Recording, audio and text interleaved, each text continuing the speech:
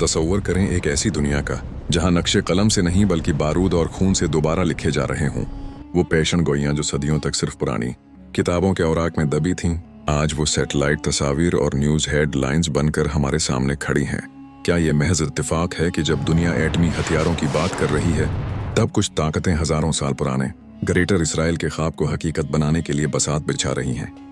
आज की वीडियो में हम इस खामोश तूफान का पोस्टमार्टम करेंगे जो दरियाए नील से फुरात तक उठ रहा है, और वो सवाल जो हर पाकिस्तानी के रोंगटे खड़े कर देगा, जब ये आग हमारे हमसाए तक पहुंचेगी तो क्या हम बच पाएंगे? दोस्तों, इस कहानी का सिरा आज से 2500 साल पीछे बाबिल बेबीलोन के खंडरात से मिलता है, जब बख्त नसर ने यरूशलेम को रौंद डाला था। बख्त नसर ने बनी इसराइल की रियासत पर हमला करके सुलेमान अलैहिस्सलाम का तामीर करदा हेकल सुलेमानी मिस्मार कर दिया। यरूशलेम शहर को आग लगाकर खाकस्तर कर दिया। मुझे एक भी बंदा यरूशलेम में जिंदा नजर न आए। हजारों यहूदियों को कत्ल किया और बाकी बच जाने वालों को, जिनमें दानियाल अलैहिस्सलाम जैसे जलील अल कदर अनबिया भी शामिल थे, यहूदियों को कैदी बनाकर जंजीरों में जकड़कर अपने दाराल हुकूमत बाबिल मौजूदा इराक ले गया। तारीख में इस वाक़ये को बाबिल की कैद कहा जाता है। यहूदी एक ऐसी जिलत में गरे जहां से वापसी नामुमकिन लगती थी, लेकिन तारीख गवाह है कि जब भी कोई कौम आसाइशों की आदी होकर अपने रब को भूलती है तो जवाल उसका मुकद्दर बनता है। बख्त नसर एक रात अपने महल में सो रहा था कि अचानक एक ऐसे ख्वाब ने उसे झंझोड़ कर रख दिया जिसने उसके चेहरे से हुआइयां उड़ा दें। वो ख्वाब इतना होलनाक था कि वो डर के मारे ख्वाब ही भूल गया, लेकिन उसकी दहशत उसके दिल में बैठ गई। उसने अपने दरबार के तमाम जादूगरों और नजूमियों को बुलाया और एक ऐसी शर्त रखी जिसने सबके होश उड़ा दिए। मुझे ख्वाब भी बताओ और उसकी ताबीर भी, वरना तुम सबको मार दूंगा। आज की वीडियो में हम इस खामोश राज को फाश करेंगे जो इस होलनाक ख्वाब में छिपा था, और वो नक्शा जो बख्त नसर की आंखों ने देखा, जो क़यामत तक आने वाली अजीम सल्तनतों का उरूज और जवाल बयान कर रहा था। क्या हम इस ख्वाब की आखिरी निशानी के दौर में जी रहे हैं? दोस्तों, बख्त नसर का दरबार सन्नाटे में डूबा था। नजूमी खामोश थे, क्योंकि कोई इंसान किसी दूसरे का भूला हुआ ख्वाब नहीं बता सकता।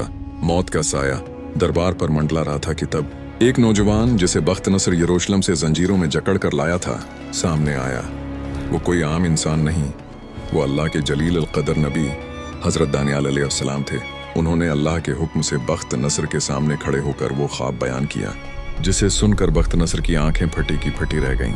हजरत दानियाल ने फरमाया, ए बादशाह, तूने ख्वाब में एक बहुत बड़ा और खौफनाक भूत देखा है, जिसकी चमक आंखों को चूंधिया रही थी। वो एक अजीब साख्त का था।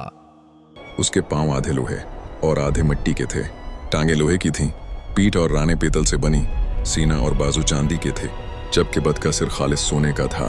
फिर तो ने देखा कि एक गैबी पत्थर, जिसे किसी इंसानी हाथ ने नहीं फेंका था, आसमान से आया और उसने बद के पांव पर जरब लगाई। इस जरब से पूरा बद रेजा रेजा होकर हवा में उड़ गया, और वो पत्थर एक अजीम पहाड़ बन गया जिसने पूरी जमीन को घेर लिया।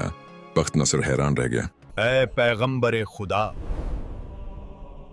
बिल्कुल यही ख्वाब था, इसकी ताबीर क्या है? तब हजरत दानियाल ने उसकी ताबीर बयान की, जो इंसानी तारीख की 5 बड़ी ताकतों का उरूज व जवाल थी। हजरत दानियाल अलैहिस्सलाम ने फरमाया, ऐ बादशाह, वो सोने का सिर तो खुद है तेरी बाबिल की सल्तनत, जो अपनी दौलत और शान व शौकत में बेमिसाल है। तेरे बाद एक सल्तनत आएगी जो चांदी की तरह होगी, ताकतवर मगर तेरी सल्तनत जैसी दौलतमंद नहीं। दोस्तों, ये थी ईरान के साइरस आजम की सल्तनत, जिसने बाबिल को फतह किया था। फिर दानियाल अलैहिस्सलाम ने फरमाया, इसके बाद पैतल की एक तीसरी सल्तनत आएगी जो पूरी दुनिया पर हुकूमत करेगी, और ये थी सिकंदर आजम की यूनानी सल्तनत थी। और चौथी सल्तनत जो लोहे की तरह सख्त होगी और सबको कुचल कर रख देगी, ये अजीम रोमी सल्तनत थी। जनाब दानियाल अलैहिस्सलाम ने फरमाया, और वो पाँव जो आधे लोहे और आधे मिट्टी के थे, वो एक ऐसा दौर होगा जहाँ ताकतवर और कमजोर रियासतें मिली जली होंगी, जो बज़ाहिर मुत्तहिद होंगी मगर हकीकत में मिट्टी और लोहे की तरह कभी एक न हो सकेंगी। ये आज का आलमी सियासी निज़ाम है, लेकिन सबसे अहम ताबीर उस पत्थर की थी। वो पत्थर जो आसमान से गिरा, वो अल्लाह का दीन और आखिरी खिलाफत है, जो हजरत ईसा अलैहिस्सलाम और इमाम मेहदी अलैहिस्सलाम के दौर में कायम होगी। जिस तरह पत्थर ने बद को पाश पाश करके पूरी जमीन पर कब्जा कर लिया, इसी तरह एक वक्त आएगा जब तमाम बातिल नजरियात और इंसानी सल्तनतें ख़त्म हो जाएंगी और पूरी दुनिया पर सिर्फ अल्लाह का कानून और अदल व इंसाफ का निज़ाम कायम होगा। दोस्तों, बख्त नसर का ख्वाब एक एक करके सच साबित हुआ। सोने, चांदी, पीतल और लोहे का दौर गुजर गया और आज हम उस बद के आखिरी हिस्से लोहे और मिट्टी के पांव वाले दौर में जी रहे हैं। आलमी ताकतें बज़ाहिर मजबूत लगती हैं लेकिन अंदर से खोखली हैं और दुनिया अब इस गैबी पत्थर हक का गलबा इमाम मेहदी अलैहिस्सलाम का इंतजार कर रही है। बख्त नसर का तकब्बुर मिट्टी में मिल गया। वो अल्लाह जिसने अब्रहा जैसे जालिम को छोटे अबाबिलों से मरवा दिया, वो अल्लाह आज भी कादिर है कि अमेरिका और इसराइल जैसी नाम नहाद सपर पावरों को ईरानी देसी साख्ता मिसाइलों से नाबूद करके उनको मनो मिट्टी तले दफन कर दे। और अल्लाह का वादा आज भी कायम है। आपका क्या ख्याल है? क्या हम इस अजीम अल्लाह के नुमाइंदे इमाम बरहक मेहदी दौरा अलैहिस्सलाम की बादशाहत के क़याम के दौर के करीब हैं? कमेंट्स में अपनी राय ज़रूर दें। अल्लाह हम सब का हामी व नासिर हो। अस्सलाम वालेकुम वरहमतुल्लाह।